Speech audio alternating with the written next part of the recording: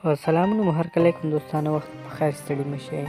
د هر څه دمخه باید زه یادونه وکړم دوستانو زموږ چینل سبسکرایب کړئ او ورسره په خوا کې د بیل نشان ووهئ تر څو زموږ نوي راتلونکي معلومات په اسانۍ ترلاسه کړئ. د ګډې چارې وروسته د نارینه‌وو د شدید خوب علت څه شی دی؟ د ګډې چارې وروسته ښځه او نر دواړه ارامېږي، خو په دوی کې بیا نارینه تر ښځینه ډېر شدید خوب ورځي. په دې هکله ډېر وخت پوښتنې موجودې وي چې ولې نارینه وروسته د دې چارې دومره ژور خوب ته ځي.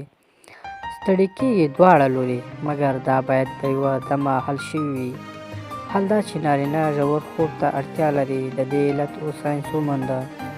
د وروستیو څېړنو په بنسټ د ګډې چارې وروسته د نارینه‌وو بدن په لوړه کچه پرولاکټین تولیدوي، کوم چې نارینه اراموي. ورسره د ګډې چارې په جریان کې اکسیټوسین هورمون هم تولیدېږي چې دا د نارینه‌وو له ذهن څخه نور فکرونه لرې کوي.